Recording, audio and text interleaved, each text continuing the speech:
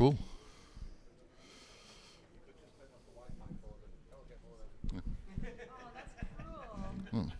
I hear that the Wi-Fi is gonna be disabled soon. So no.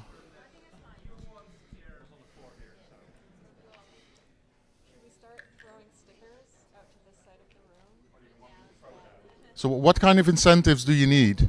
What kind of Amanda is taking suggestions. Stickers, new laptops.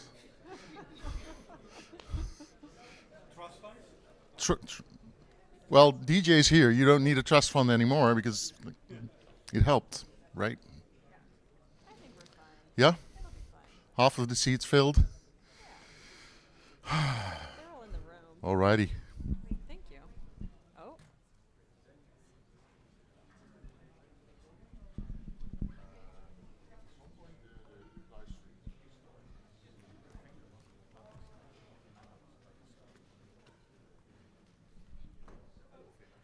I heard wait. Great, cool. We can start. Thanks, y'all. Welcome to the closing of the 2024 Hackathon. It's a bittersweet moment. Awesome that we got to come and build all this cool stuff and be together and make all these connections. And awesome that we're going to get to showcase what we've done, show it off. So I just want to start by saying thank you. In particular, thank you to Wikimedia Estonia for being such gracious hosts. Yes.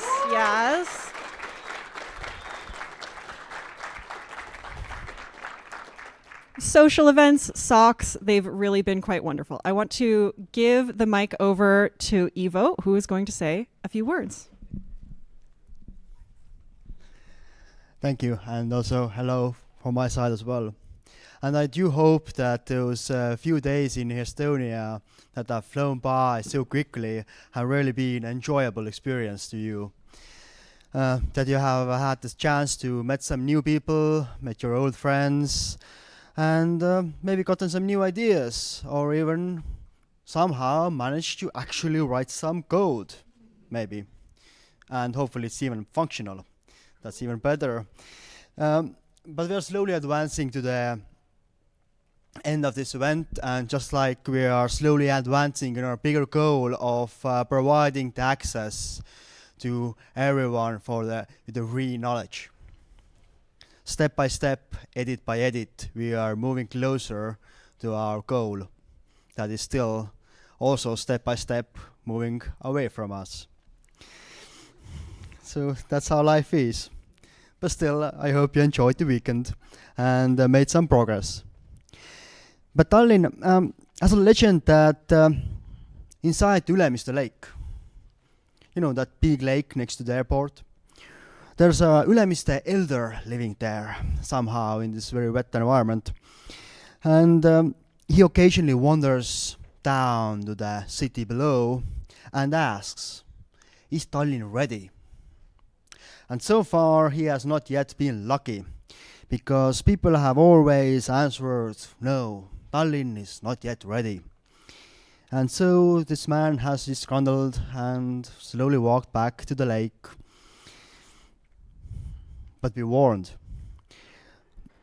if anyone would ever reply that now Tallinn is ready, then he would open the floodgates and Tallinn will be left under the lake water. So, and isn't the same true for Wikipedia? When we could reply that it is all done, isn't it that we are closing to the imminent end? So as long as there's something to do, that long the progress is possible. Life is in the moment. And I hope that it also moved a lot during this weekend. And it will move even further in the coming days and months and years, especially with all of the new ideas you have gotten and all of the new acquaintances. But also, Estonia has many startups and is a bit known for them. for whatever reason, and some of them even happen to be unicorns. And there are many explanations, most probably wrong, but one of the ideas there, at least, is maybe one of the reasons why there are so many of them and some of them are successful, is that they really from the very beginning need to focus on the world market and think big. Because just in Estonian market is so small that you can't build a viable company for that anyway. But this is also what we are doing. We are focusing all of the world, and we need to aim big and high, and this is how we get things done. So we need more bold ideas, and we need to engage even bigger and bigger number of people and make it possible for them to cooperate even more and more efficiently. And this is especially where the technical tools come in handy. So, yeah, I hope you also focus on the good execution of those ideas, and we will keep on moving towards our goal of making everyone to have the access to free knowledge. Thank you.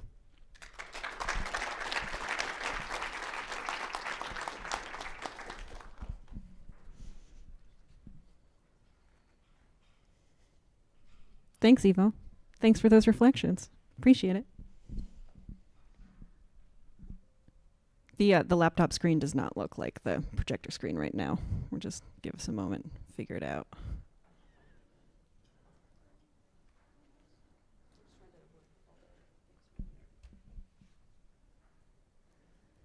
Cool. Thanks. So I just want to say a couple more thank yous. I want to say thank you to the volunteer helpers who supported the organizers in running the event. These are the session coordinators, the help desk, the people who did documentation, blogging, announcements, photos, logistics, safety, so much. We couldn't have done it without you. Thank you so much.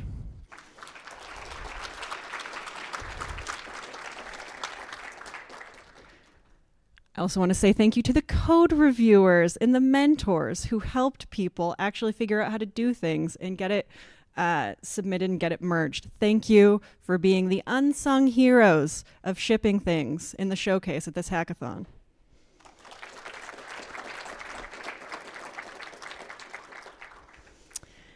And then thank you to everyone who helped fix issues, unlock access, make connections in between people, and more. There is so much that goes on at a hackathon that is intangible and lives on in our sort of investment in our infrastructure and our connections for long after the hackathon. So thank you to everyone who helped make those things happen. I really appreciate it. Yeah. Mm-hmm. All right. I am going to hand it over to Oyinye. Okay, hi everyone. I have one more thank you before I move into this. Thank you to Trust and Safety team, the hackathon organizers, and the travel team. There was so much work that went behind the scenes. Thank you so much for your support, guys.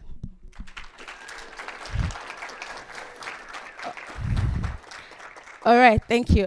Before we go into the most anticipated part of the show, which is the showcase, I would like to give a few things on what happens next. First up will be documentation.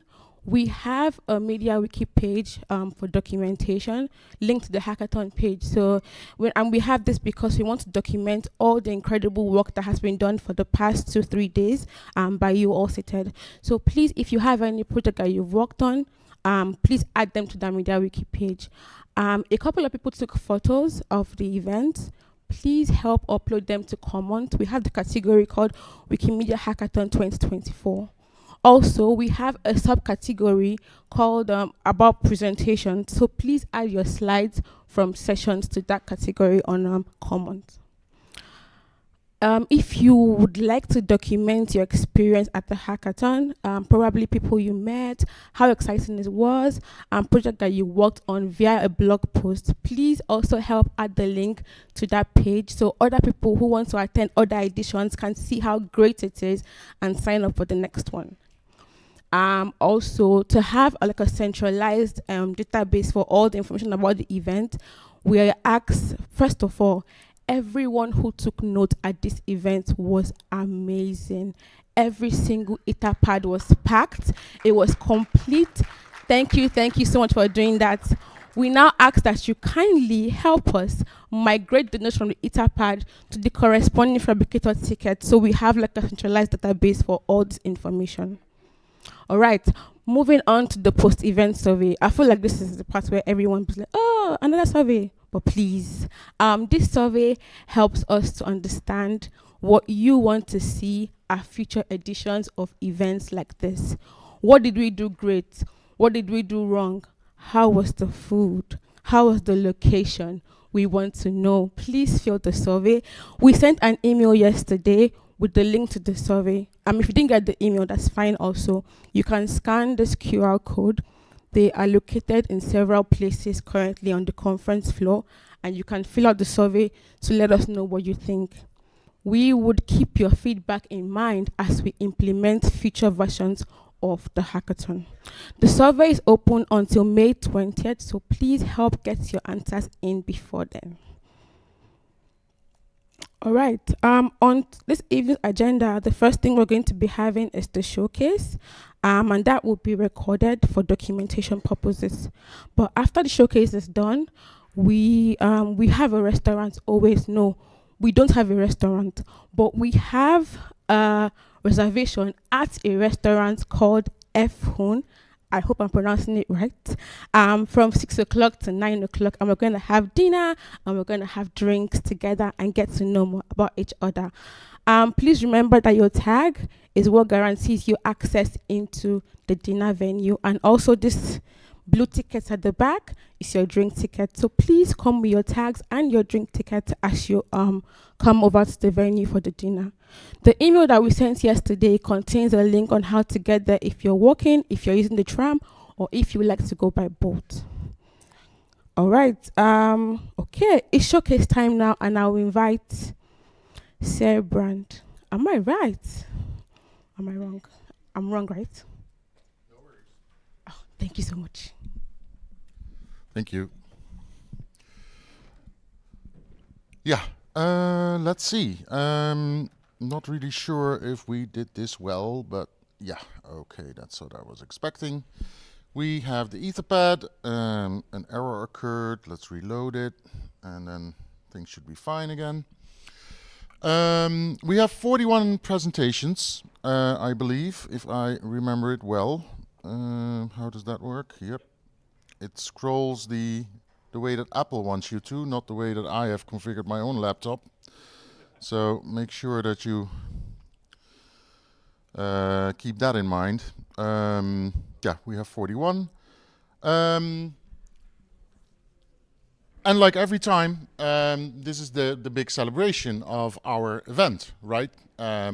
Everybody's going to show what they did. And if we have some time left at the end, we're also going to tell each other some things about the things that we can't show, but that we have experienced here. A part of the showcase that we introduced last year, which I hope that we can repeat again.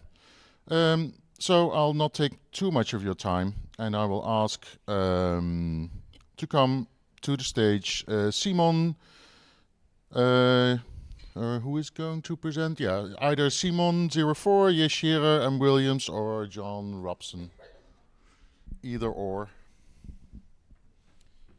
How does the stuff go on screen? Oh, right. How does this go on screen? I obviously rambled a bit, thinking that you saw what I did, and you didn't.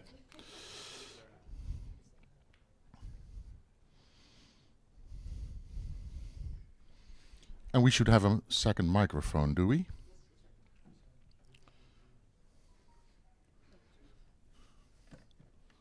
It's right there. Cool.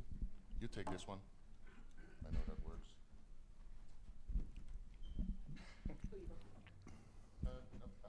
That's mine. Okay, we'll share. Hi everyone. We have been working on the media viewer this year again.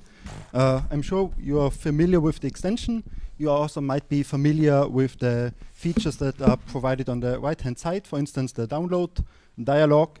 You may notice that it is a bit clunky, and together with the design team, we came up with a new design and implemented that to have a nicer version of the download dialog, as well as the share and embed dialog that has also been cleaned up a bit. And I'll hand over to Matthew to explain a bit about the design. Thanks.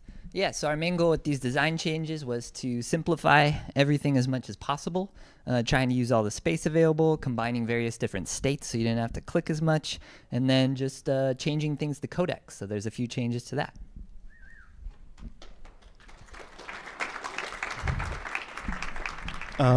We're not done. Dark mode is just around the corner, and we noticed that Media Viewer has some issues, so it's quite hard to read the text.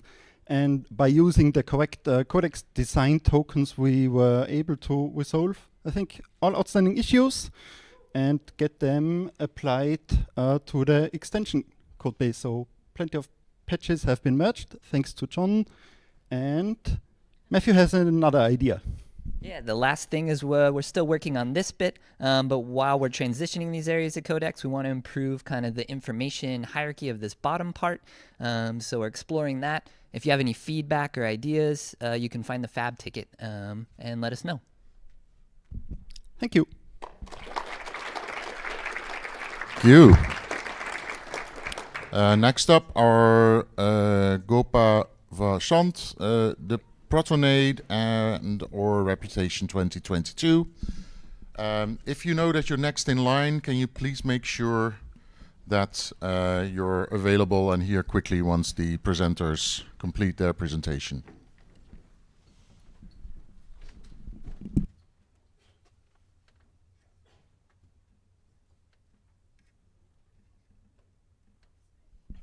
Yes, hi, I'm Gopa and here is Varun and Prithvi. So at the end of the year, we all edit Wikipedia, Wikisource, Wikimedia Commons and a lot of wikis, right? And we want to celebrate our achievements, correct? So here is a year-end review tool, originally created by the John, and this is deployed in the Netlify. But we in the hackathon updated the tool, enhanced the features with much more abilities and so on. And at the end, we deployed in the tool forge. So Varun and Prithvi will be demoing the tool. Okay, hello everyone. So we initially faced a lot of issues. Like there was certain kind of we improved the code quality of it, and as you can see, we introduced codecs to it. So now we are restyling the tool with it. So yeah, here's the demo. Let's enter someone's ID.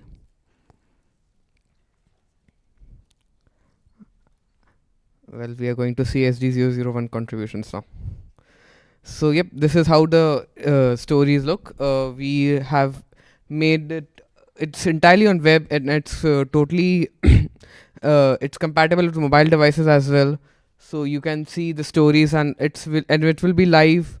It's live for throughout the year, but the new year gets added when, like during the year end. So it'll be somewhat like a Spotify story or a YouTube story, and it will tell you all the contributions. So yeah. This was pretty fun. Thank you very much. Very impressive. You can find the fab ticket, and if you have any feedback, please contact us, sir. Thank you. Ferdi 2005, you're next. The microphone is on the desk. So we have a lot of pictures from Wikiloc Monuments contest in Italy, but they are not used on the project. So what I thought to do was adapting an existing tool that I had developed to track the monuments, to add also two tools or games, I don't know how you want to call them. The first one, after you log in with Wikidata, you can match the pictures from the Wikiloc Monuments contest to the items, to the Wikidata items that don't have the image associated. And so you just choose the image and then you add it to the item. And the second one is to create categories where the commons categories are missing. And so you get all the pictures that participated in Wikiloves monuments for the monument. Then you get to choose the name of the category and the father category you want to put that in. You select the images that apply, and you just click create category, and the category gets created. The last thing I wanted to say is that in Wikimedia Italy we developed an app for Wikiloves monuments, which is app.wikilovesmonuments.it, that we would be very happy to share with other countries which are organizing Wikiloves monuments and would like to have a nicer interface for their participants. So if you want to do this, just reach out to me. Thank you.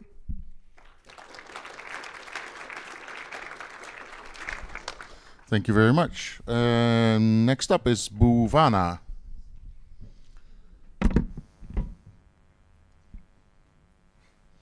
And after this we have Robertski. If you could make sure that you're like near the front of the room, that would be great.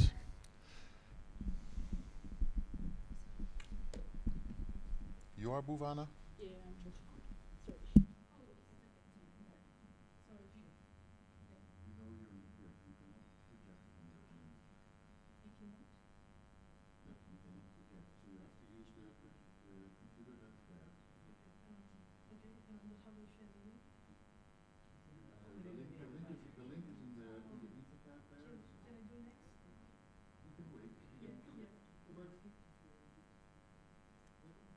So the scheduled presenter needs a little bit more time, so we have Robertski next.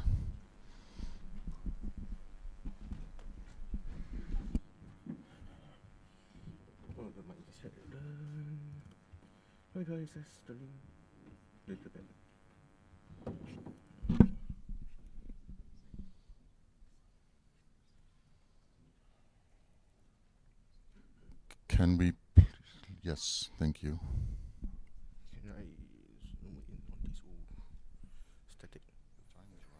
Yeah, okay. So I'm Robert, I'm from Singapore, and one thing that we face is we will get this error message. We can make a citation for you on your citation for various reasons. One of it primarily is because of blocking of the Wikimedia servers on the website's end. So what we have presently are like web to site, or we manually key in the citations. Pretty sad.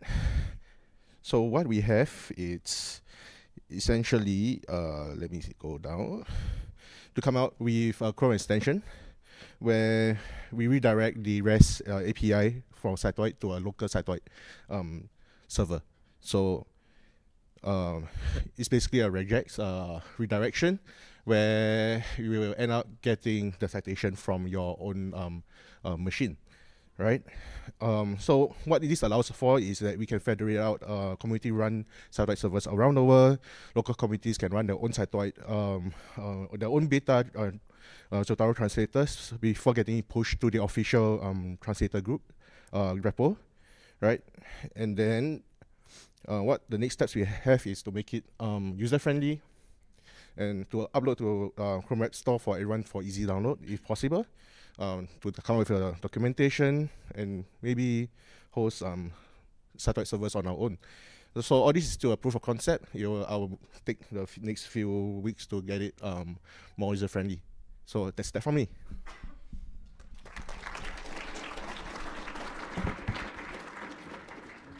Thank you very much. Are you ready now? Yeah. Fantastic.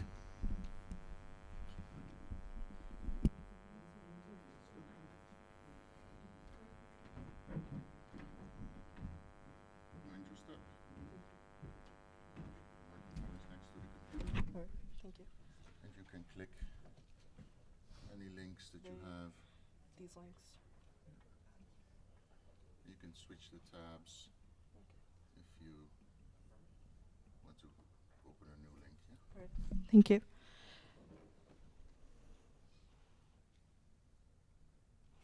I'll just keep these handy. All right. Hi everyone. This is Bhuvna Meenakshi from India. and glad to be. This is my first global event with a wiki, so glad to be here. Thank you. And there was a good show up of audience for my just ended session on how to improve women in tech in local communities. Thanks for showing up. So I've been also actively engaged in understanding the accessibility of wiki projects across different domains, and have been looking across like how to create a checklist on accessibility. I've also had a discussion yesterday with Morel and Alexandra. Thanks for the inputs, and it's helped me to understand how to improve technical documentations and where the gaps exist to identify and observe the potential challenges.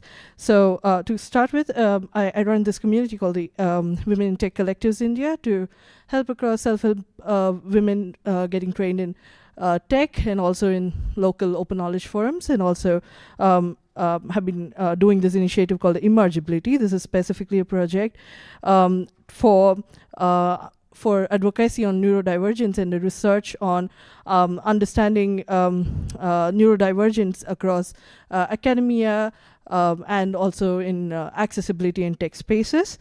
So this is more of a local project we're looking at to focus in India. So it's emergibility.org if you want to go and look at the website. So I found that there are guidelines for developers on the Media Wiki, which has like a decent amount of understanding of like how the pages, what needs to be kept in mind for developers.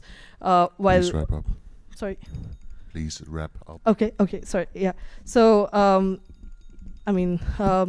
what I've been also trying to develop is to specifically focus on neurodivergent tools to access the Wikipedia pages, and also just some inspirations from WCAG, and also the WikiWant project would be the inspirations to get started with. Yes. All right. Anyway, thanks for the opportunity. Yeah.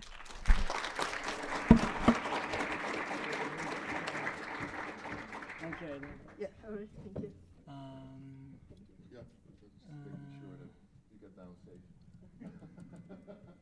Okay. Can you see it? I cannot.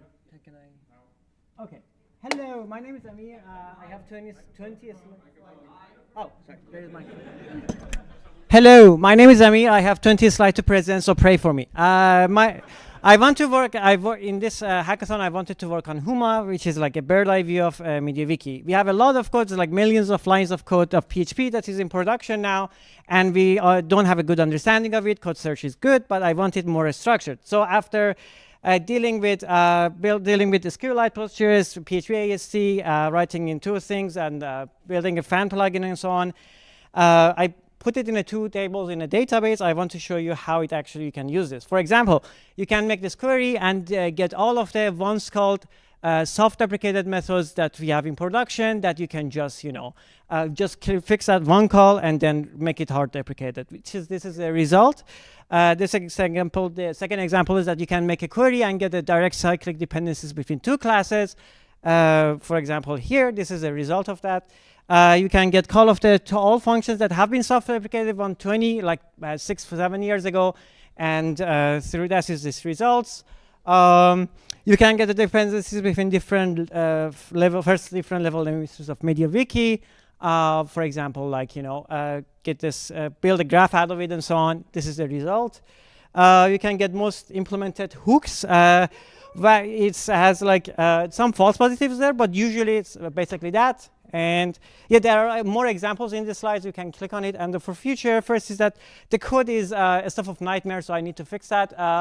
I need to make the updates a bit more robust and work it in more ways and make it a web service so people can actually query it and handle edge cases like it doesn't support traits, some versions of PHP, all sorts of methods like that. So yeah, that's it. Woo!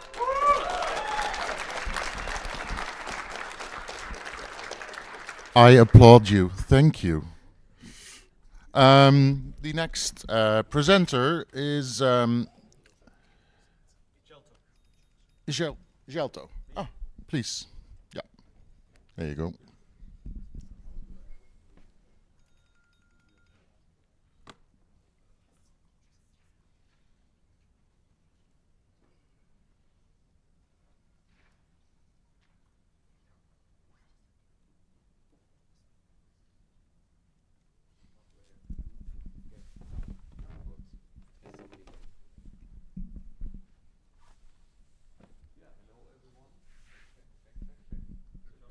Turn the microphone on. Is a slider on there? It needs to go up. Yes. Check, check. Okay, hello, my name is Jelto. I built a custom GitLab Prometheus exporter. So Prometheus is the standard tool for collecting and aggregating metrics of application and infrastructure. GitLab has a standard Prometheus exporter, but it's very limited in scope and it's written in Ruby. So I decided to create a custom one in Python because we had special use cases and needed certain metrics to especially alert and audit security stuff. So currently the I'm not able to no.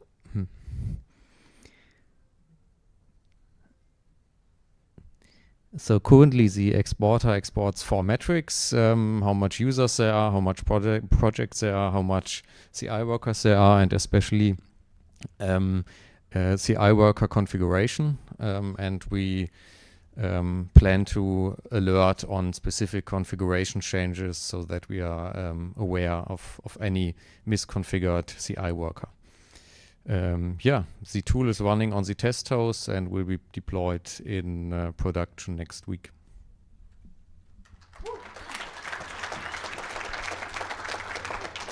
Next presenter, please.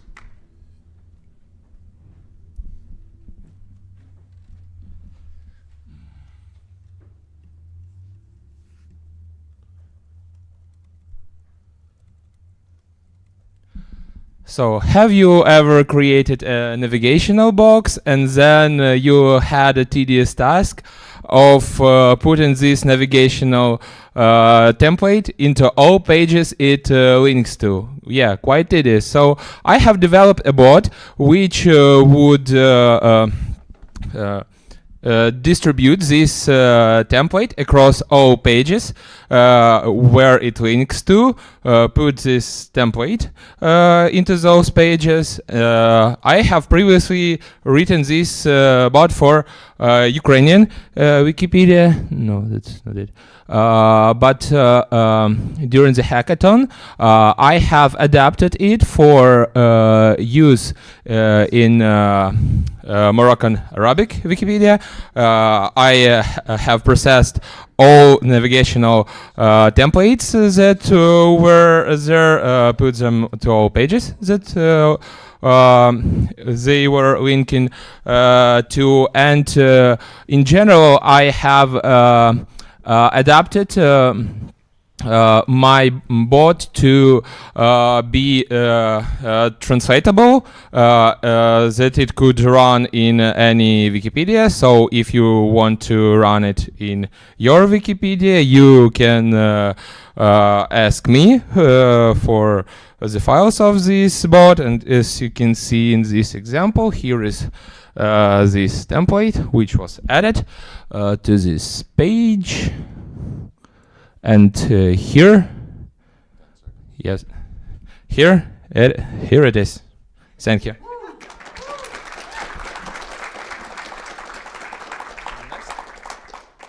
Who's next? Nuke extension. Okay, I better run. The Nuke extension is next. Hello, hello.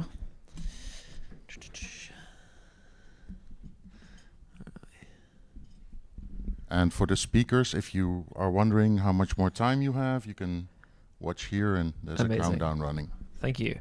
Cool. Well, we and all the other people listed here have been contributing to the Nuke extension, which has not received much maintenance in a while. So briefly, Nuke is a tool to mass delete pages created by a single user on a wiki. Next slide. So we worked on a bunch of different tickets, including like clarifying interface strings, writing PHP unit tests. There was exactly one before this weekend, fixing some bugs and features, and then the big work that is in progress is to move Nuke to use Codex, because one of the forms was in OUI, one wasn't even in that. I want to highlight that on Friday, Olga and I did this like Herculean design effort to like do a bunch of wireframing and potential improvements to Nuke, and then we spoke to like 5 admins around the room, so thank you if we spoke to you, it was very valuable. And then Rowan is going to talk about Codex. Yes, thank you. So Special Nuke has 2 forms, which you saw very briefly before. There's a form where you can say which user you want to search for, and then there's a second form where you can see which pages they've created and decide which ones you want to delete. The first one was built in HTML form, but with OUI, so I ported that to Codex. The second one wasn't built with anything HTML form related at all, so Susanna ported that to HTML form to begin with, and then I ported it to Codex. And as you can see, this is now using Codex with like bigger checkboxes and everything. If you go back to the first page, that username input also has autocomplete for the username, which was already there implemented with OUI. I implemented it with Codex, and that is the first hydrated Codex form component that like starts out as a CSS only component and is replaced with a JavaScript component. We haven't done that in MediaWiki Core before, so that was pretty tricky.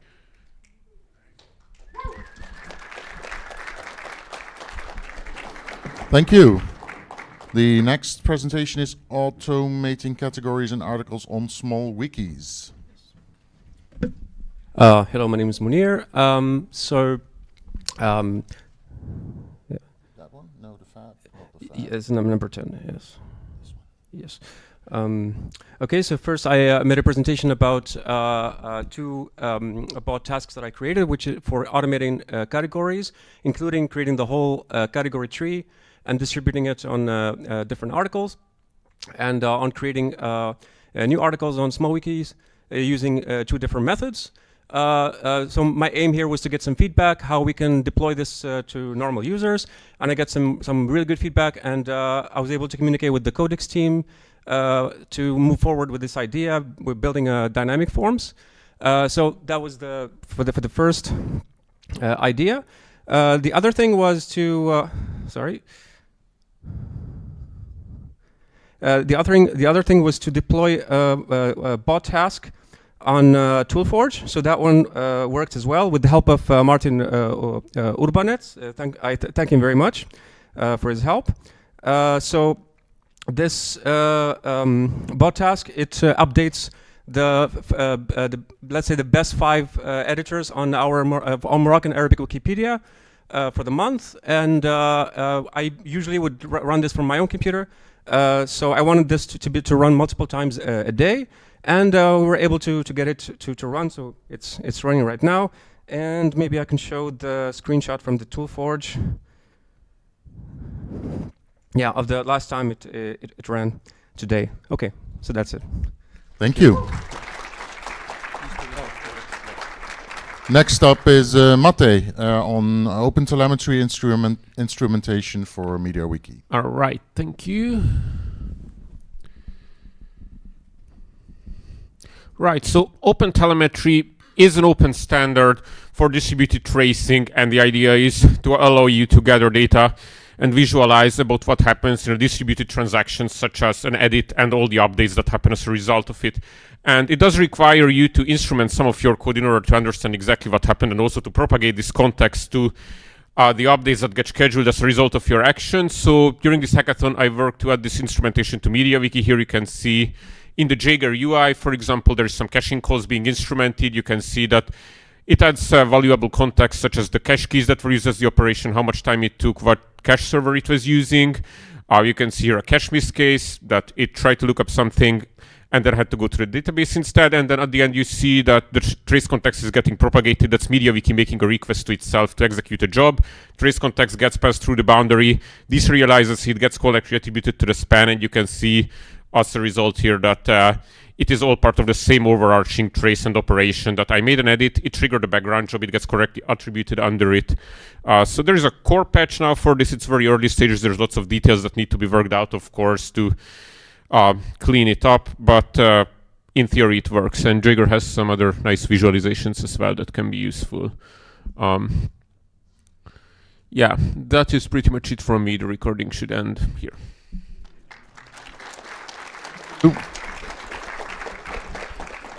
Next up is the DJ and Alex. Here you go. You're doing computer. Cool.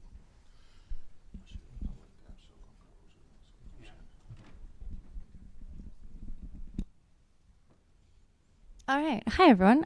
This is the JavaScript documentation theme for MediaWiki. This is the MediaWiki core docs. And you can see here we have these nice code samples. And then what we did here is add a copy button. So now there's a handy copy button, and you can copy these code samples. And we should have a demo of it. It'll play in a sec. Yeah, that's it.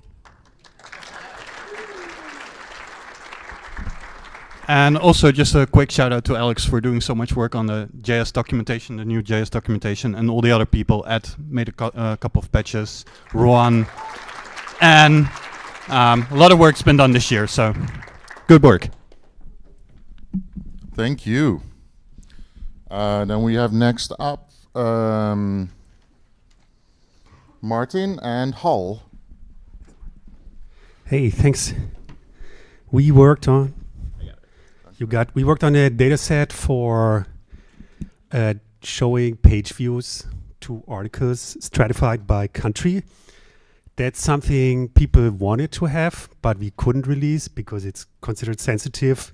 Now we have a data set using differential privacy we could release. Unfortunately, it's in some CSV files not very usable and accessible. And nobody looks at that. Inspired by some existing tools for regular page views or Wikinav tool showing the clickstream data, we thought, let's build something similar. So yeah, we spent some time creating a ToolForge tool and a backend API. As you can see, this is also using Codex, so you can select a project value, then it'll automatically search that project for a set of pages. I picked a TV show that was popular last month. So you can fill in some days, and then you can graph the data, and it makes some API calls behind the scenes. You can see there's weekly peaks as the show airs. You can limit to the top 10 most viewed values, and then there's a sort of a underflow thing for all other countries. And then finally, you can limit it if you are interested in just one country. You can limit it just to one country. And there you go. That should be basically it. Thank you very much. Then we have Mani Maron next with Spell for Wiki app improvements.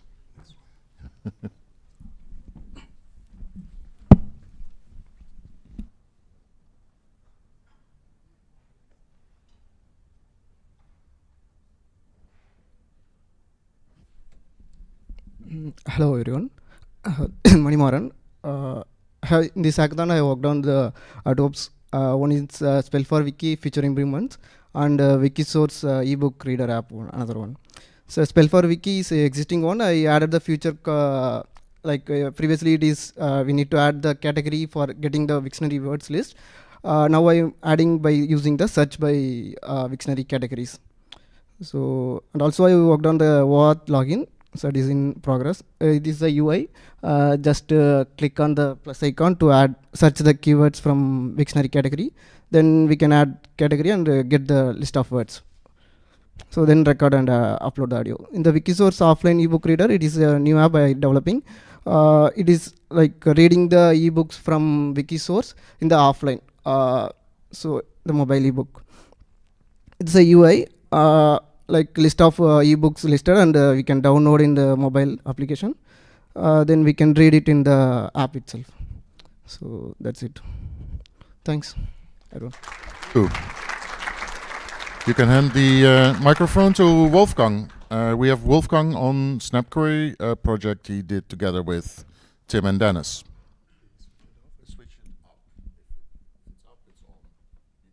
by speaking into it. Does it work now? Good.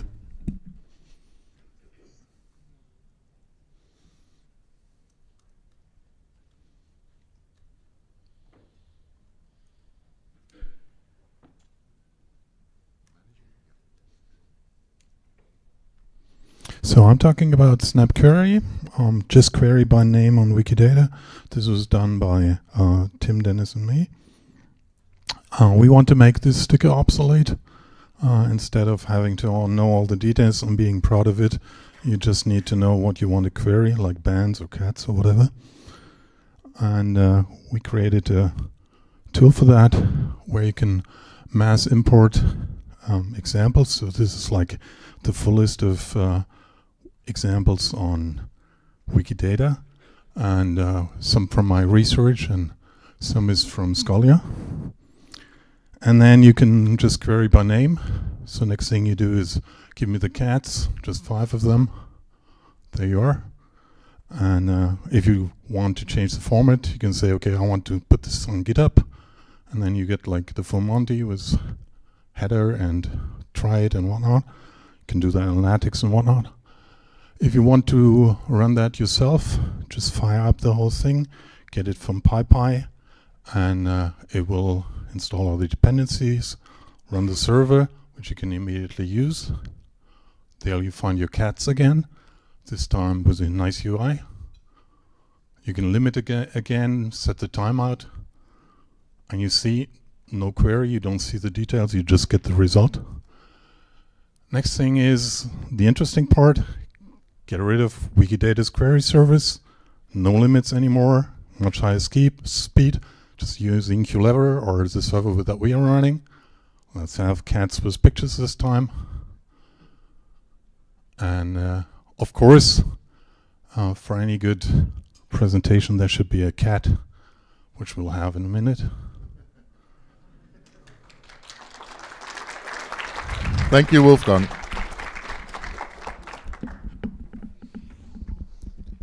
Next up we have content exploration by John Robson.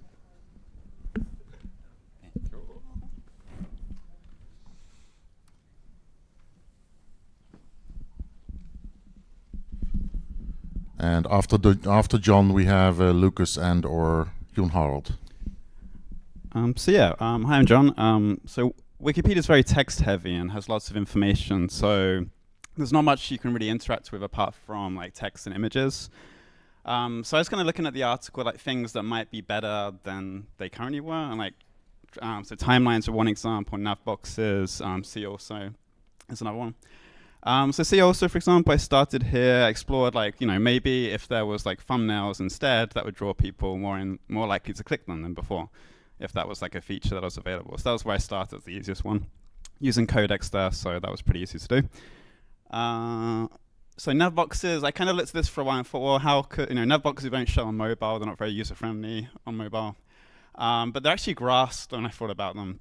So I played around with this idea of like visualizing them as a graph that you can like explore and jump around to different places. I got quite interested in certain articles where there was really complicated nav boxes. And you should be able to hover over those links if I did that. Yeah, so paper previews will show on certain things. So quite an interesting way to explore it, I thought. My video's too slow.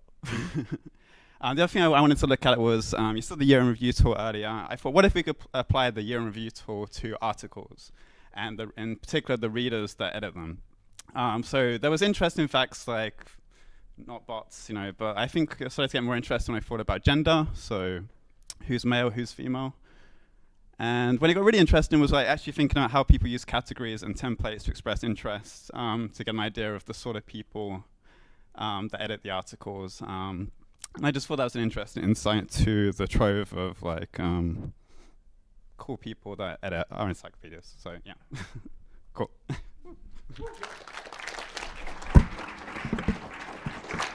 Thank you, John. And now we have Lucas on moving CLDR language names to translatewiki.net. Yeah, let's see if this all works. I have to squeeze 2 projects into 2 minutes, so I'm starting with the more boring one, moving CLDR language names to Translate Wiki. We discussed how we're going to do this, but we didn't really implement that much yet.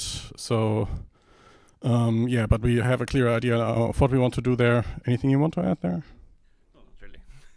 Okay, then I'll just jump right ahead to the next project, which has a more tangible outcome, which is the Wikidata image positions tool, which can be translated on Translate Wiki now. So if you go to the settings and select, let's say, Korean, so you can really see the difference, because there are already translations in, what is this, 7-8 languages since this was enabled yesterday. That's amazing. So now you can see the index page is translated, and if I go here and enter the item ID, it's also going to show the some of the labels here in, can I zoom in? No, forget it. Some of the labels here are in Korean. I don't know if you can see that on the screen or not. But yeah, part of the tool is translatable. Part of it isn't, like this is still in English. I still need to get on that. But yeah, this is in Korean, for instance. And yeah, I think that's it already.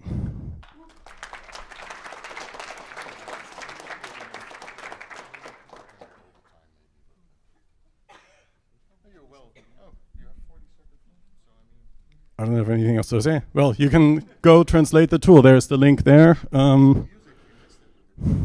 Yeah, I was told the piano is not allowed, but here there's all the translations. You can add ons if you want.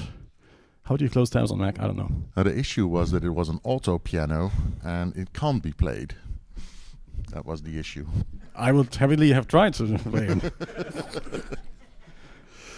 Thank you. The next presenter is, oh my, where's the name of the presenter in this? Zach? Ah, and yes. Tuka? Yeah, Zach and Tuka on improving Wikimedia Commons image hashing. And after this we have Costa on allowing abuse filter to show a captcha. So, hello. My plans for this hackathon was just that I have been doing image hashing at... Okay, now here is better. For detecting duplicate photos and matching clone photos of the Wikimedia Commons photos. So, problem has been that it's too slow to hash all the photos. So, I moved the system from Toolforge to the virtual server, and now it's about 4 times faster, which is nice. And it is expected that all the photos are hashed at the summer instead of the next year, or something like that. It is substantial improvement, I would say.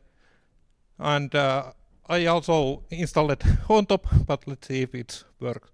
So that image has could be queried by SparkWell, but it is a little bit shady.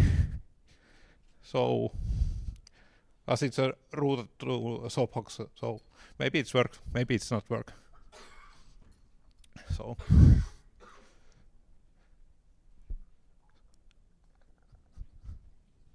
yeah, and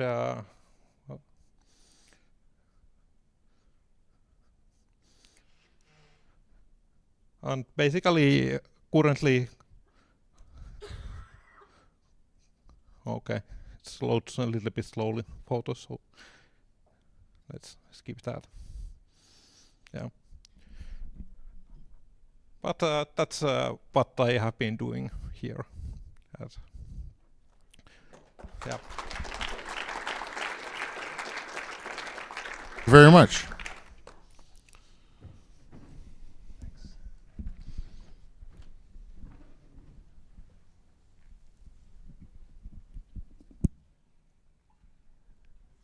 Hello. Hi. Hey everyone, I'm Costa, and I want to show you what happens when you combine a widely loved tool with a universally despised one. Abuse filter and CAPTCHA. Also, if you filed any tasks today and you're worried about when they're going to get done, 2039 is around the corner, so don't worry. Right. Scroll, scroll, scroll. Lots of comments. More comments. Come on. Right. Abuse filter. It's a way to deny people from doing certain things. We often use it on the wikis to block edits, to stop account creations. I don't know what's going on. There we go. All right. So there's a request from a long time ago that can you have an action here to require a user to complete a CAPTCHA. And that wasn't so easy to do when the task was filed, but as of last night, it was actually pretty straightforward. So you tell confirm edit extension that you want to register an action for abuse filter, and then abuse filter can do something with it. So if you have skip CAPTCHA, right, which the admin does, you don't get bothered by it. If you go to make an edit as anonymous user, because I just set it for action equals all edits, you'll see when I scroll down that here's a CAPTCHA that's being displayed. And then you wait for me to type in this thing. So that's the source editing version. It works also for visual editor. You'll type the message. You press publish changes, and it's going to say you need to fill out the CAPTCHA. Works for discussion tools. So there's a few things to sort out, but it's working really well, and I hope it helps with bot detection. Thanks. Thank you. Next up is Dimitri.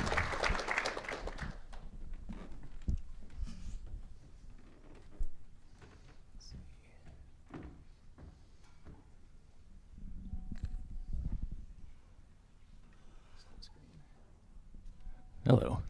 I have a screen recording of the Android app here. Sorry, I can't do a live demo. But this is the app launching. We launched the app. Let's go to a random article. And now, in the menu at the top right there, we have a new option to listen to the article. And we're suddenly listening to the article in the background.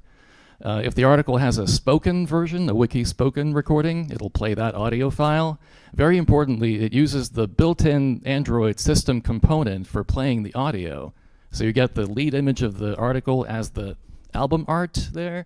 You get all the playback components that you expect. You can seek and everything. And in the article itself, you have a new affordance there to show playback controls. Big thanks to Justin for the designs there. That's a beautiful looking component. You can continue navigating through the app. You can go to a different article from here, and it'll keep playing the current article that's playing currently, right? So the Big Bang article is still playing in the background there. If you want to start playing this one, you can listen to this article, and if there's not a wiki spoken version, it'll do text-to-speech. It'll do text-to-speech, but still use that same kind of nice system component there in the background. And you can even navigate all the way out of the app, or even turn your device screen on and off, and you'll get that nice notification on your lock screen to play. So, yeah, listening to articles coming soon to Android and iOS. Thank you, Dimitri. The next presenter we have is Eric Gardner, I believe. Hi everyone, I'm Eric. I wanted to spend some time here just chipping away at the Codex component backlog because there's obviously many things we still don't have yet. So I decided to take a stab at the tooltip component, the humble tooltip. Not very flashy, but useful in lots of places. So I have a demo. First, I guess I'll say that the UI here is inspired by the ARIA authoring practices guidelines for tooltips. This is still a little bit, there's not a full consensus on this yet, but there's at least some. We try to follow that wherever possible. So yeah, this looks very simple. There's a lot of code underneath here to do various things. So these will move around if there's not enough space on the screen. They appear on focus as well as on mouse over. So this little element here will move around. Oh, it disappears, but on my machine it worked fine, of course. Anyway, so a very basic example. Under the hood, it's implemented as a Vue.js directive. It's a little bit different from a component, so it's a thing you can add on any like arbitrary element. And yeah, I think it's something we hope to be able to include in the library very soon. The last thing I want to say is just a big thank you to everyone who is using Codex in your own projects. It's really exciting to see. We've come a long way in a year or so with this framework, and I'm excited to see people using it. So thank you. Thank you, Eric. Next we have Valdir. I'm going to close some windows for you to make sure that we stay clean. Thanks, Nick, for the suggestion. Cool. Hi, everyone. I'm going to try to fit presentations in 2 minutes as well. And I'm already lost 30 seconds or so. So fortunately, they are small changes. So as many of you probably are prone to be nerd sniped. I happen to have made lots of edits during this hackathon and patches and changes which came out of conversations with other people. So when I do edits on wikis like that, I tend to want to share the diff with other people, or sometimes just to check that I did the right thing. So now when you make an edit, the pop-up that shows up actually has a link to the edit that you just made, so you can just copy it, share it, inspect the diff. So it's just a convenience. And the second one is, well, it's I nerd sniped myself. So when I was searching for the message for this for the previous change, I noticed that the code search interface had a message here that showed the timing of the query and also a number of files. But this didn't actually correspond to the number of files, which you don't notice unless you do something like this, and you get very few results. What did I do? You get very few results, and then you can see that it didn't. Now it's corrected. The total now actually corresponds to the total of files that you that the search result returned. So I fixed this, and I also improved the message so it's a bit more readable.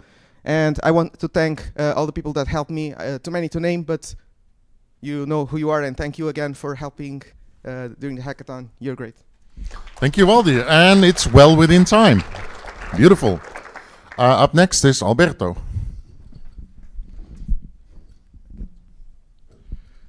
So hello, everyone. I have also 2 ideas. The first one is deploy to Forge from GitHub Actions, because every time you do an update in your code, you have to go to Forge and make updates. There is already on the Wikitech option to use webhooks to automatize this update, but sometimes it doesn't fit for your case. So we created a workflow for you using your repository, so it acts as you directly on the Forge itself, and then for example here we have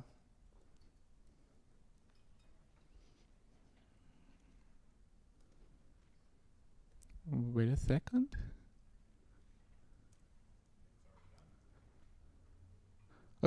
Okay, it's not loading.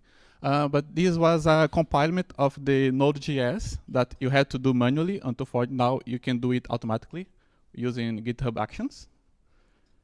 And then the other project was a new magic word to be used in the proofread page extension. This is for the wiki sources, because sometimes you can have some pages on the main namespace that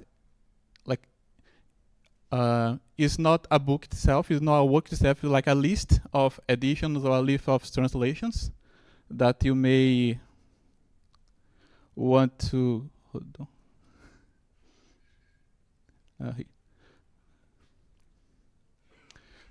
So like a list of works, for example, this is the same book but with different translators. But this page we are going to be tagged on the special page called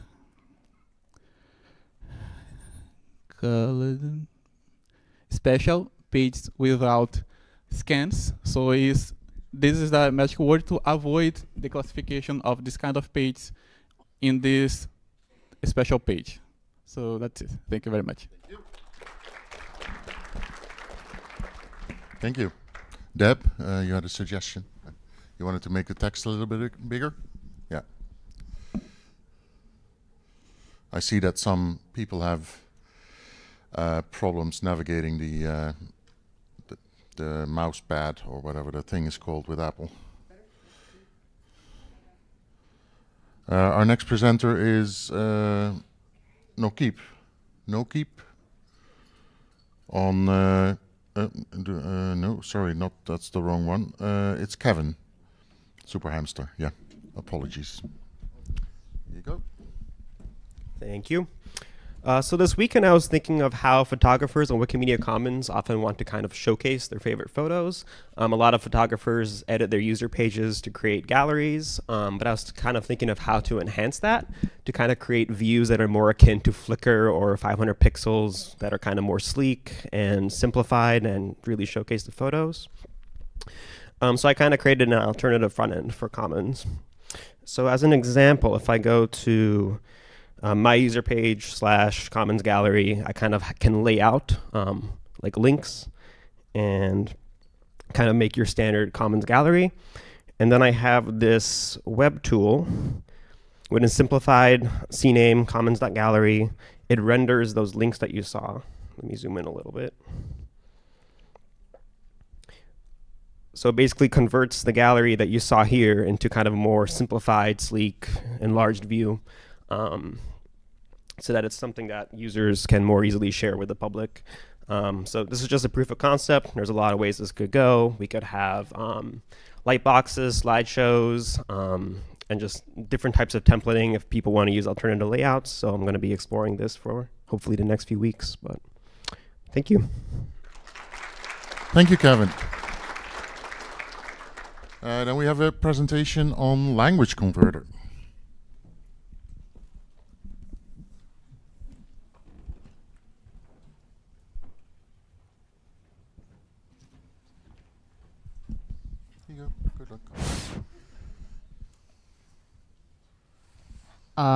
Assalamu alaikum. I'm Nazmul Haq Nokeep. I'm from Bangladesh, and maybe I am the only one who flew from Bangladesh for 15 hours journey.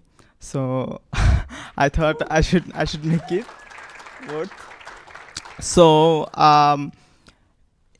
in our country, Bangladesh has a lot of Manipuri people, and also India has a state called Manipur, and the state language of Manipur is Meitei language or Manipuri language, and the Manipuri language is written using two official scripts. The first one is Meitei script or Meitei Mayak, and the second one is Bangla script, and Bangla script also shared by our Bangla language and also Assamese language. But in MNI Wiki or Meitei Wiki, MNI.wikipedia, they only allowed Meitei script to be written, and the people who doesn't know the Meitei script cannot read it, or the content is not accessible to them. So a user named Haureima, this is his username. So he approached me and requested me to create anything that would be beneficial to transliterate the content between Meitei script and Bangla script. So that's why we have spent like 24 hours to create a Python library, and then we deployed that in different manners. But upon arriving here, I discussed it with S. Shastri, and he helped me with creating an language converter, and thanks to him, thank you very much. Language converter, now if you go to MNA Wiki, then it should show you an option for Bangla Mayak. The first one is Sorry, mouse is not available.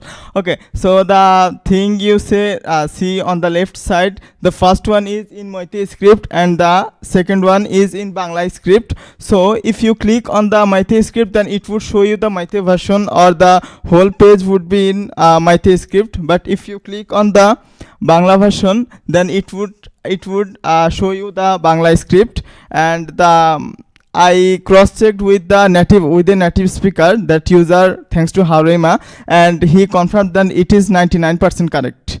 But it has some machine tricking, so we need some kind of improvement, but it is 99% correct and it's okay to reuse. Thank you very much. That is a huge jump in accessibility. Thank you very much for that addition. Next presenter is Galder. Hello.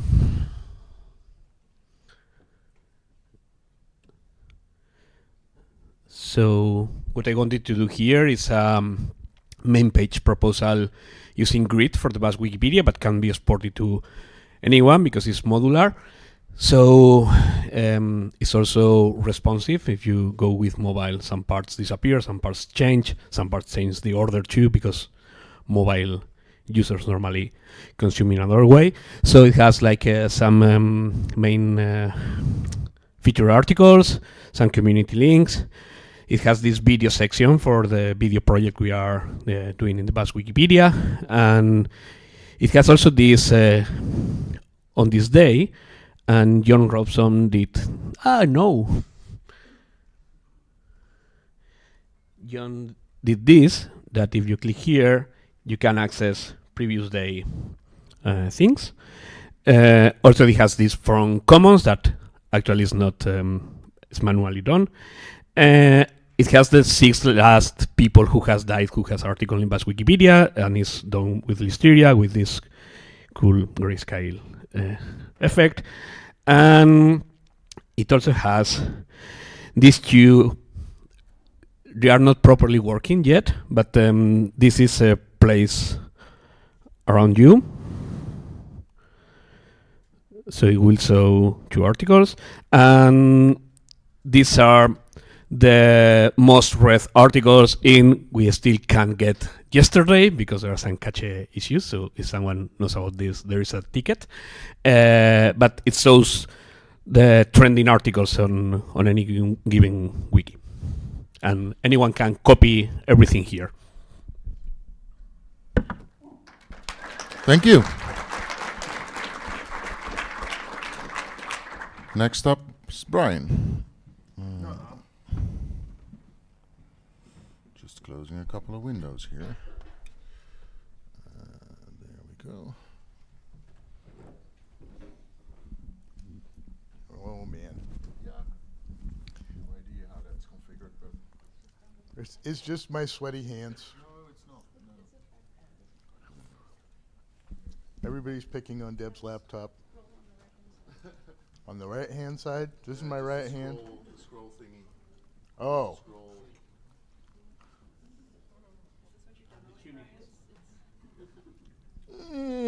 Hi people. My name's Brian and I make computers do things for a living, and you can really see that right now. So Wikibugs is an IRC bot that announces things that happen on Fabricator, things that happen on Garrett. It didn't announce things that happened on GitLab until a little bit after lunch today, and I made a merge request on GitLab, and over here, 1, 2, 3, 4, boom, Wikibugs says I made a new merge request. It's live, it needs config, so if you have things in GitLab that you want to show up on IRC, find the Wikibugs instruction page on MediaWiki.org, and it'll tell you how to go fill out stuff so that you can make things shout at you on IRC. Thank you. Thank you, Brian. Next up, Tuka and Nat. You need to mic? Okay, cool. Hi all. So my name is Tuukka, I'm from Finland, and with me I have Nat from Uruguay. Yeah, so... So we made WikiShootMe like upload wizard for commons. That was kind of the topic. And now to show like what was WikiShootMe for those who didn't know. So it's a popular way to show that, okay, there are shown on red the Wikidata items that are missing a photo, and then the participant in the campaign can just click it and upload the photo. There are other similar inspired by WikiShootMe. So for instance, in an earlier presentation was mentioned this Italian Wikiloves Monuments tool. Our chosen approach now was to make a combination of small tools. For instance, this Wikiloves Monuments map in Finland, just embedding a map on the campaign site. And when you click one of the circles, you get a pop-up and then showing what information exists, and then a button that will link to upload wizard that we see next, that, okay, here now you are uploading the image. So pretty streamlined, but there are some current paper cuts. We tried to address some during the weekend. So the Wikidata ID of the monument depicted is not currently passed on to structured data on commons. We have a solution to this. And then the target group of many campaigns is new users, and they will need to sign up.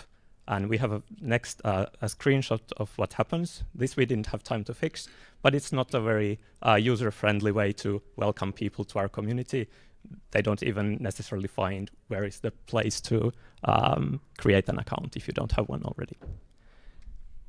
So what the results that we have from this weekend is that we've submitted a pull request. Now it's been reviewed, and we need to make some fixes to it.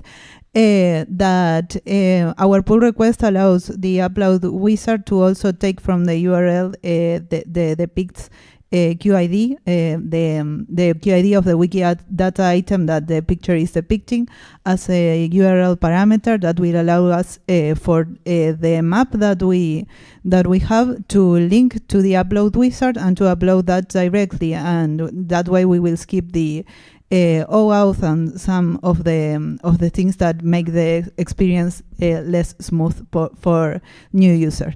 We have a quick proof of concept, and next we will keep working. I will keep working on it also when I come back to Uruguay. And we need to get the patch merged after fix and into production of the upload wizard extension, finish this proof of concept, and finish discussing what's the best approach and more tweaks to the upload wizard.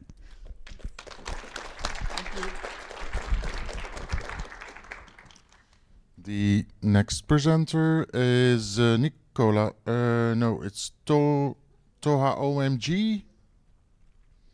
Haven't we seen you already? Right. That's a problem, right? Maybe Nicholas wants to present. That is allowed. Good. Then we're going to go to Valerio. Have we seen Valerio? No, it's a different Valerio. Sorry. Here you go. Hello.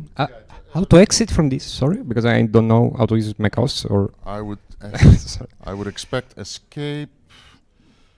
Let's close the tabs. Yeah. So just to clarify, the showcase.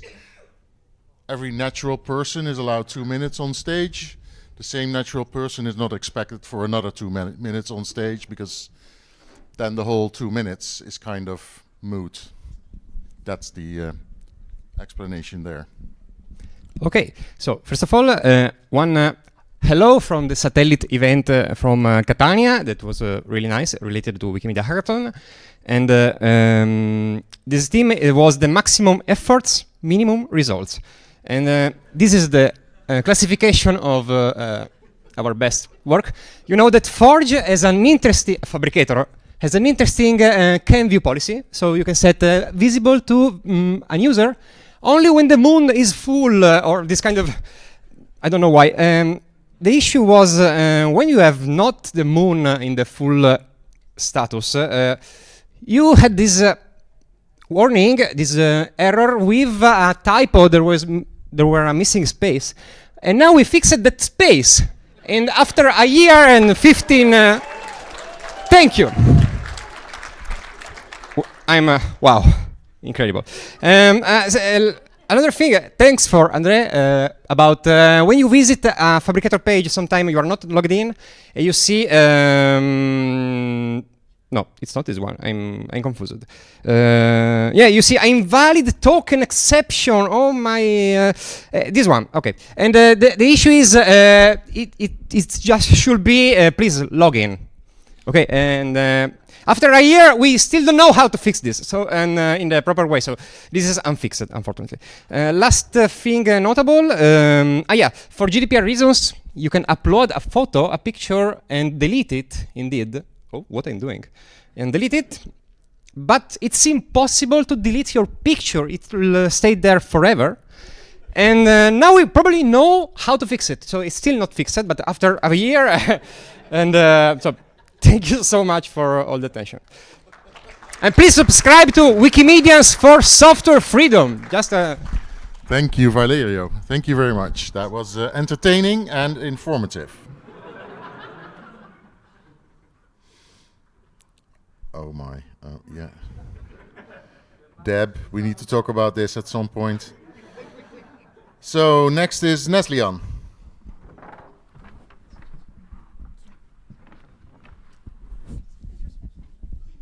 This one works perfectly. It's special. Thank you. Thank you. Well, I wanted to solve one of my problems, and I believe that it will be helpful for many people. Most of the time in Women in Red editathons, I recognize that there is no picture for the item in the Wikidata, but there is actually a picture on Commons if you check. So this tool, first, okay, it has to start, sorry. Yeah, there is a randomization game button here, so if you want to play, it looks very fun, I know. Yeah, it brings a Wikidata item without picture, and it's from Women in Red list. And if there is a result on Commons, it shows the user these results, and user can pick one, saying that, yes, this is this person. And then this will edit Wikidata item. And here there is a problem. And I want to continue to play, but I recognize that SparkWhale caches. So randomization works only once. So I want help from one of the SparkWhale people to solve this. But then ideally, we have to be able to keep playing.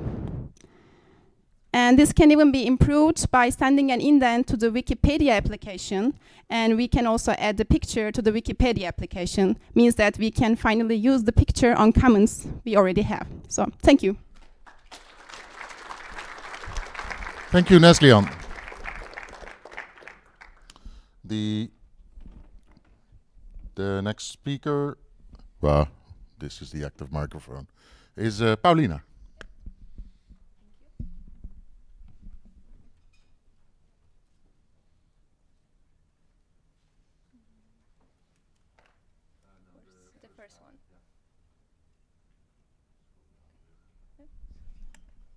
Hi, I'm Paulina. I work at Fandom, and this is my first Wikimedia Hackathon. And thank you.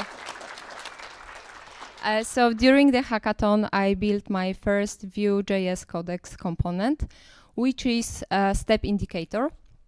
And here I prepared some examples. So first is like a default one with just a counter and some dots.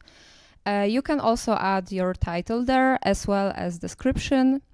There is also support for linear progress, where not only the current step is marked as active, but also all the previous ones. There is also a support for maximum number of visible dots. In this case, it's 5. And also maximum number of visible dots with linear progress. And basically, that's it. That was me and step indicator. Thank you. Thank you, Paulina. I see Tavi. Hello. Let's see. So,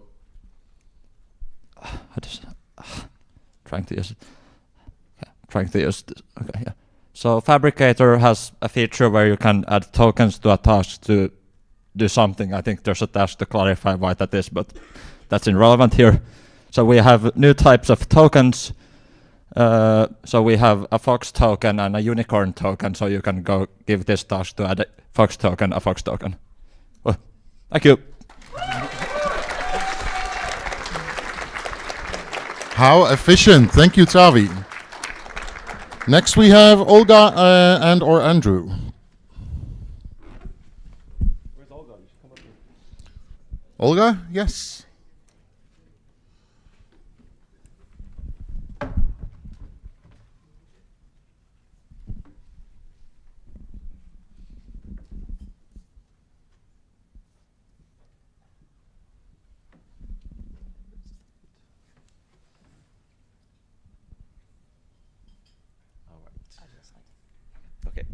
Hi, we're doing the GLAM CSI project. As you know, it's a project to assess the contribution pipeline by documenting key user stories here.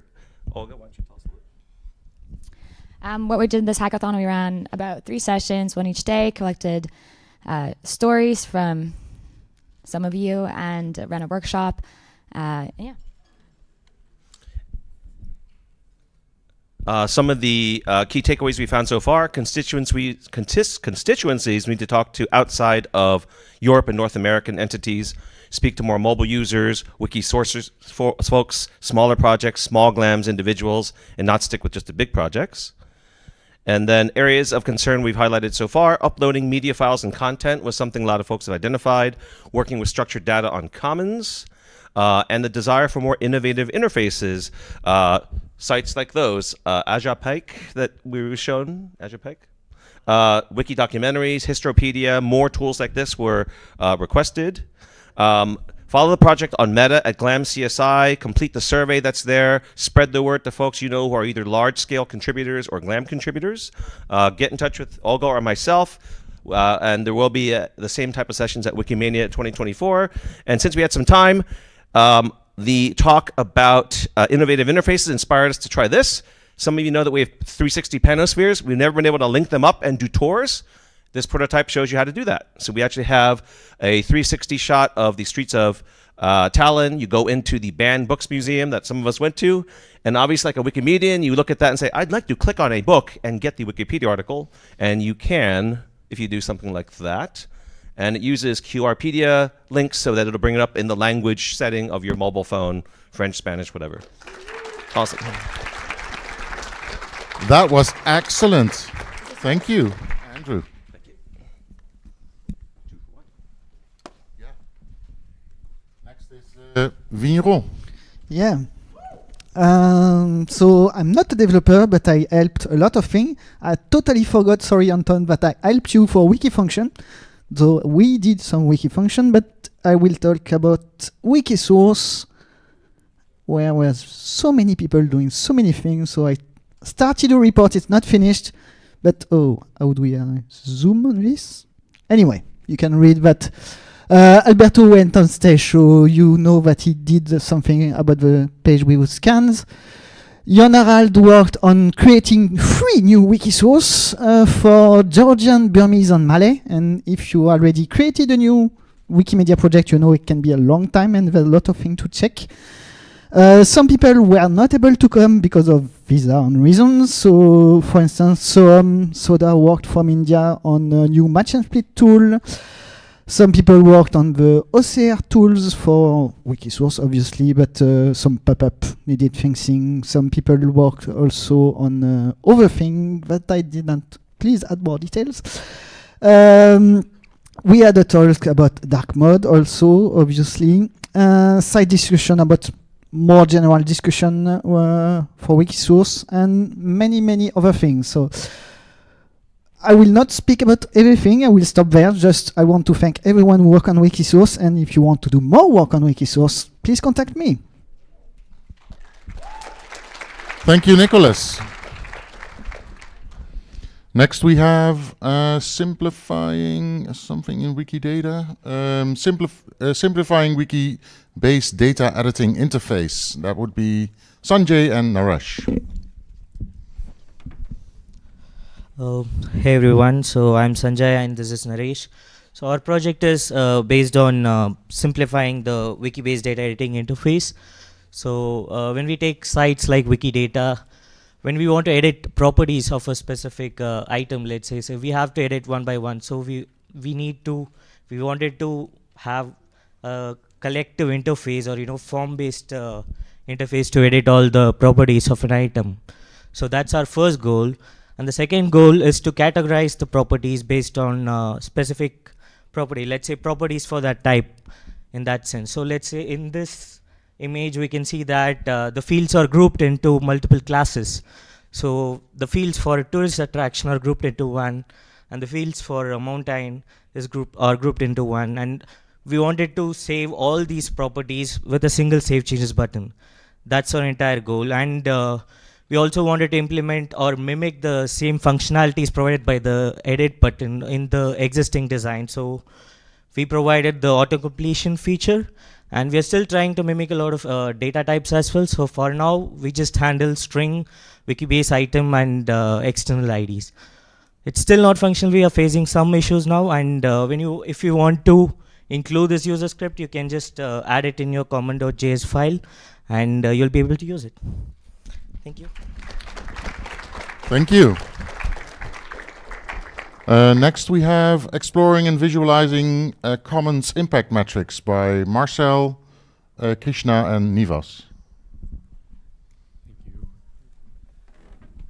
Hey all. So the objective was to play with the new released Commons Impact Metrics dataset, and we downloaded the dumps without problems. We imported the data into DuckDB, MySQL, SQLite, and MariaDB with some minor problems. So regarding querying the data, it was mostly okay. We found a data issue where one of the data sets has, in some rows, has some missing fields. We'll fix that ASAP. The dumps format, we realized, is not great for indexing because it's kind of denormalized. And because of that, some of the queries on the larger tables were taking a little bit more than expected. Next, we built a Python script that downloads and conveniently prepares the data for it to be ingested into the databases while filtering by a set of category graphs or subgraphs. So we think that the typical user will mostly want to analyze just part of the data that pertains to their group. So this script will drastically reduce the data size and improve performance. And as for the awesome data visualization, I'll pass it to Casey.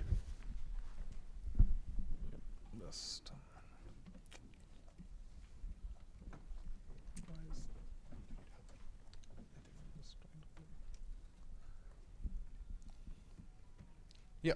So to visualize the data, we have downloaded the data with the script Marcel has built, and then installed DuckDB, which is in-process database, which you can roll up, a database fast and then explore the data. So we have connected DuckDB with a local. So we have tried installing a local instance of Superset, and then connected the Superset instance to DuckDB, and yeah. So this is just like to explore and visualize how these metrics would look and what is the possibility, and then we'll document and the use cases and build something further. So what we have is some high-level metrics I think some high-level metrics of the media file usage, the number of pages, number of wikis, and also we tried to visualize the category graphs. So these on Superset, these are interactive. I think the font is a little off here. So this is for one primary category, so which is an institution, which is Europeana, which is filtered here. And so we try to visualize the category graphs, which are interactive, and also page views. Page views data by different months. Sorry. Yep. Are you done? Or there's no more? Oh, good. Yeah. That's all. Thank you. Okay, special guest, Amir Aharoni. Where's the mic? Who stole it? No one. Hi. I'll be super short. So I mostly deal with all kinds of things related to localization. And at this hackathon, I fixed a bunch of bugs related to localization, and they got merged and they will deployed, and that's all cool, and thank you to everybody who helped. But I came to speak about something else. I want to give a shout out to Sheila there, who just came here to help with the organization, but she also knows Swahili. So she completed the localization of two very important MediaWiki components, Minerva and mobile frontend, which are the extensions that allow people to use Wikipedia on mobile phones. So now people will be able to read Wikipedia in Swahili, and also push all the buttons and the menus and especially the edit button in Swahili. So this is now complete. It was almost 0 and now it's at 100%. So this is cool. Thank you, Sheila.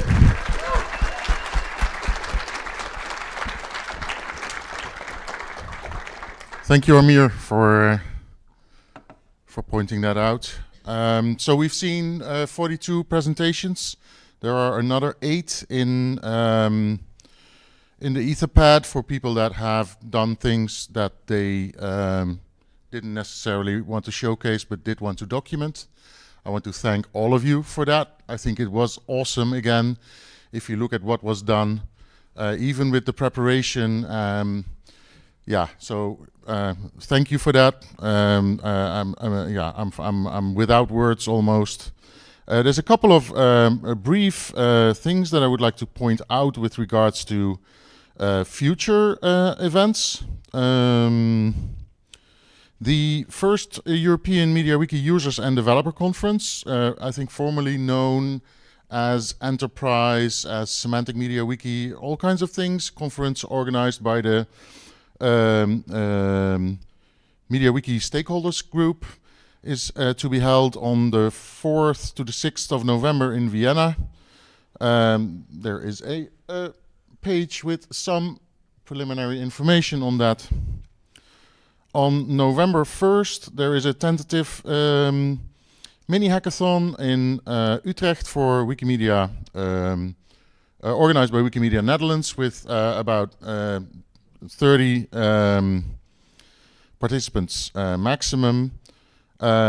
If you're leaving before the party today, consider giving your drink voucher to someone else who does attend the party. I think, well, so Amir is volunteering for being a distribution point, and I think Sam Reed is also able to receive your vouchers. Wikimania what? It'll be there this year, I think. Katowice, Poland, in August, right? Second week? Oh no! Yeah. So this is being, yeah. I mean, you can't be more up to date on this. It has links. I think it has its own wiki. Well, it shares it with previous installments. We have about 15 minutes left, and I would like to spend those 15 minutes with you on things that happened here that you can't demo, but you can talk about. The intangibles that we also spoke about in Athens. I was pretty happy that we did a 7.5 hour beer sharing session yesterday evening. Lots of interesting things were shared. It's easy to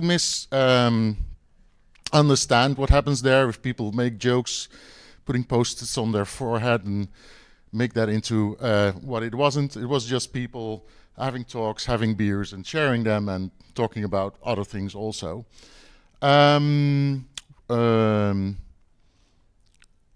Yeah, that was my part. Thank you for all of the people that I met again in the past couple of days, and I would invite any of you to have a short whatever story here on stage. So line up like you did on Friday morning and share with us whatever it is you would like to share about, well, what happened here in the past couple of days.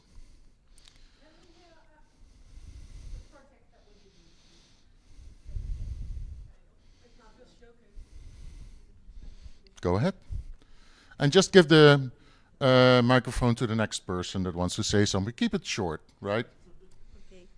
Well, I want to thank everyone for the support that you have been helping me a lot. Like Tuga, most of all, helped me a lot because I really wanted to join some project. I did have a project idea to bring here, but I most of all wanted to share with people and to work in something together. And I wanted to share that I didn't study computer science in university. I'm in the Wikimedia movement, I started last year. And for me, it's very important to be able to be here. And it's also very scary because you see that there are a lot of men here, and I'm not always comfortable with that. I'm not always comfortable with being around programmers and people who I think know more than me in lots of things. But I think that it's very important that I'm just here learning, and I will keep doing that. So I wanted to say that for the sake of sharing it with anyone who hasn't had the courage to come to a place like this yet, and also for you to keep inviting people who you don't often see in these places. So thank you.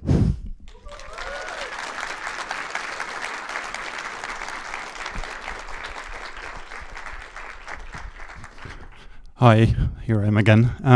I just wanted to thank everyone who has been doing patch reviews, especially James, who's done a lot of them for me. There's been a lot of changes merged over the last 2-3 days, so many that we almost took down continuous integration and Garrett at some point, I believe. There were queues of 1.5 hours. So I think that says a lot about how much has been done during this conference, and I think that deserves a shout out. So thank you, everyone.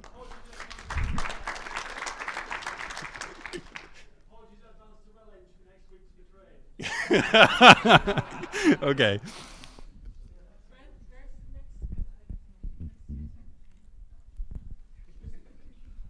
I'm not going to say that because I don't know. But I want to mention what this hackathon gave to me and the Grow team that I work for at the Wikimedia Foundation. And I'm happy that I met more people who would benefit from what community configuration is doing. And I probably wouldn't be able to meet them without the hackathon and see what that would be useful for. So I'm really happy for that, and thank you. Hi. I just wanted to say that Garrett going down wasn't your fault. Try harder next year.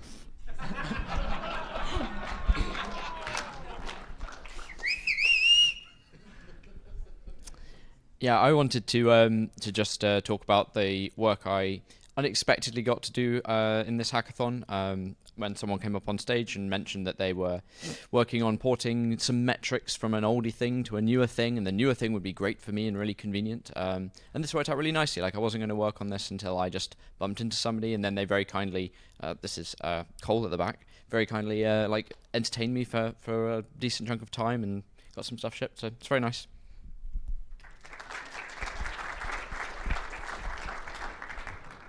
As some of you might know, the Toolforge grid shut down earlier this year after a long service. I still had to migrate a lot, didn't really feel like it, but I have to say the migration went smooth this weekend, documentation was good, and the help was excellent from you guys, so I got most of it migrated. Thank you for that.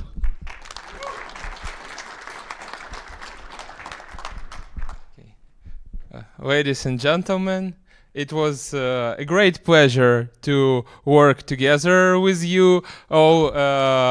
Unlike Nat, I feel very comfortable in an environment of nerds just like me. Being here together makes our work orders of magnitude more effective. If not on hackathon, it takes half a year to change the color of a button. During the hackathon, we can do it just in 3 days. So thank you everybody for coming here.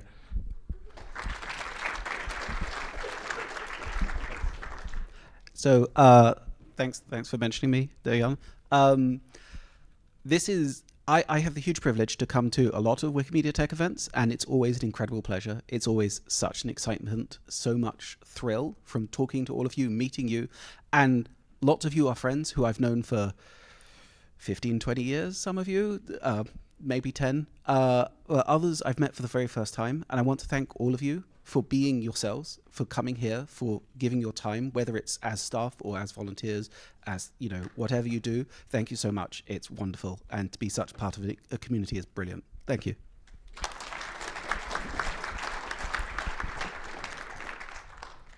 Hi all, hi again. So for me, one of the pleasures of attending Wikimedia Tech events like this is the ability to find somebody that is an expert in some specific field and then be able to pair up with them on something and then accomplish something that alone neither of you would have been able to complete. And that is exactly what I did last night. I spent about 2 or 3 hours with Crinkle debugging a very cryptic test failure that was reported to Fabricator, and which I also encountered independently in my work, and I had no idea what was the root cause. And so independently, neither of us could solve it, but when we paired up, after 2 hours of investigation, we found it that the xdebug PHP extension introduced a breaking and undocumented change, and that was the cause of this very cryptic issue. But for that, I had to come here to Estonia, sit down, and just take a moment to focus together. And I'm sure that many of you have similar stories of just coming together to build something that you wouldn't have been able to do separately.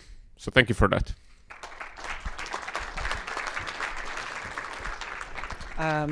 Hello, this is a bit personal. I don't know if you know about one of these intangible. It's not about this hackathon, but 7 years ago in Wikimedia Hackathon in Vienna, I met a junior engineer intern, and I started talking to him about stuff. And one thing led to another. He got married to me like 2 months ago. That's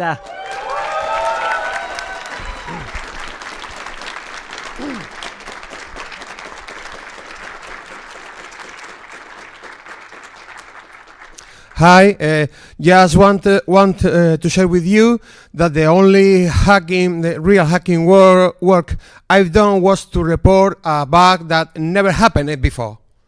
So I'm very sorry to the foundation because they spend the money on my sponsorship for almost nothing. So, and thanks to the Wikibase team. Thank you.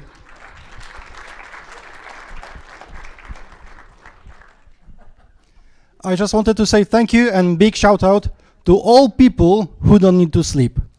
11 p.m., midnight, I was almost done going to bed, then wake up, I see 3 a.m. Conversations, patches, amazing. Thank you.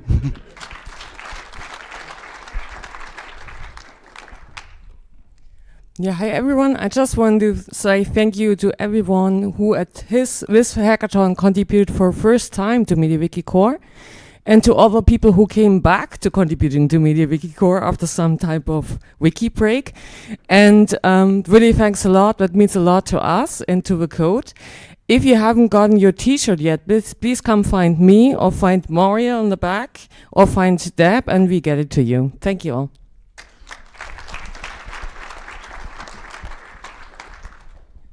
You know, a hackathon is good when you find bugs in other things while working on things and then can track down the person who's responsible for it in the room and talk to them.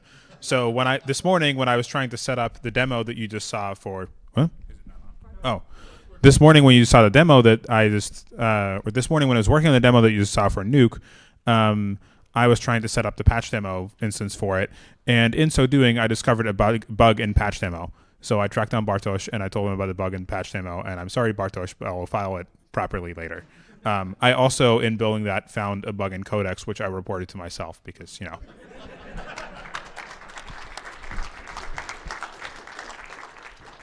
By the way, who's playing with this for the last couple of minutes? I've been wondering that. So secondly, hello everyone, my name is Varun, I'm from India. Thank you for having, this is my first hackathon by the way. And thank you for having me. I want to thank the community. I want to thank my mentors, everyone. I started contributing to Wikimedia like last year, at the start of last year, and did my Google Summer of Code with Wikimedia. That's why I got introduced with Gopa, who was my mentor, and Soham as well. So yeah, basically thank you everyone. Thank you for having me. That's it, thank you.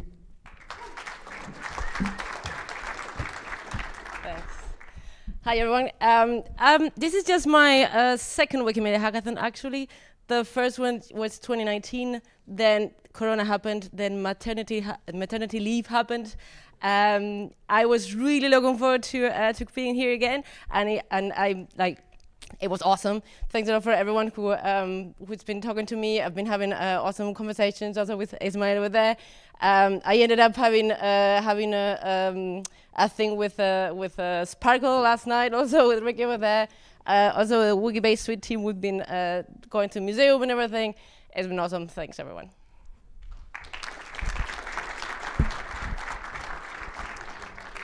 Hi everyone. I think I just really want to take this time to just thank everyone in general. This is my first hackathon, like many other people here, and it's a really new experience for me. I've never left my side of the world. I've traveled like half the world to get here. I'm not used to the time zone. I'm not used to the really cold temperatures. Like I'm used to burning in hell. So this is just a really new experience. I'm very happy to have met so many technical people, so many people that who have really poured their hearts into this project, and I'm just very thankful for all of you and thankful for the experience. And thank you to everyone who's here, everyone who's helped, and everyone who's managed to organize this whole event, and for keeping the chocolate milk chocolate dispenser full. And I hope to see, and I hope to see all of you again sometime. Hopefully at the next year's hackathon, maybe. And yeah, that's it.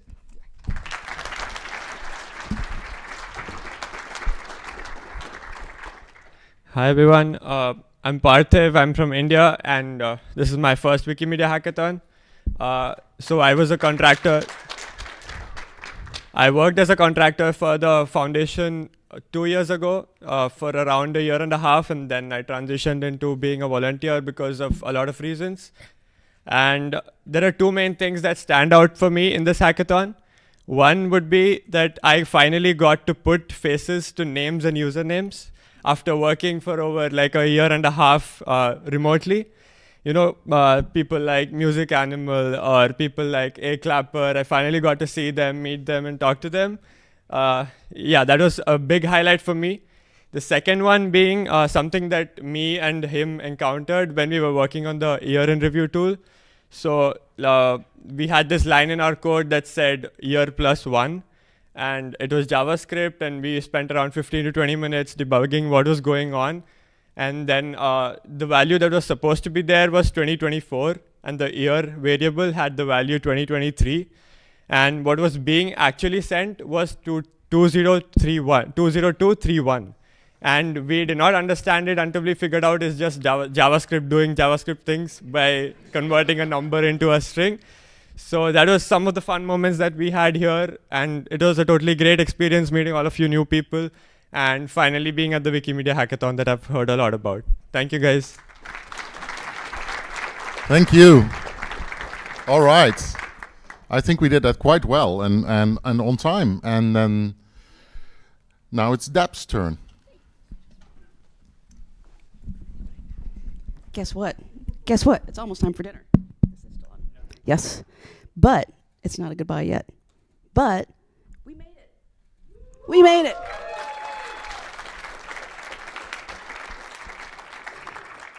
You all really did a fantastic job, seriously. No issues whatsoever other than a little bit with the food. Sorry, we're working on it.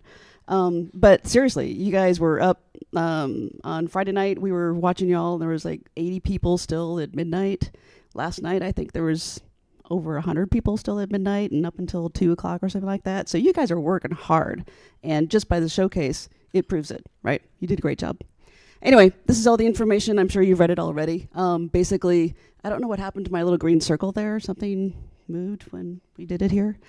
Anyway, but it's actually at the red dot. So, but you want to leave here somewhere between 5:30 and 6. The food will only last until 7:30, but the party goes until 9 o'clock tonight. So come on over, have some fun, good food, good drinks, and say goodbye to everyone tonight. That's it. See y'all.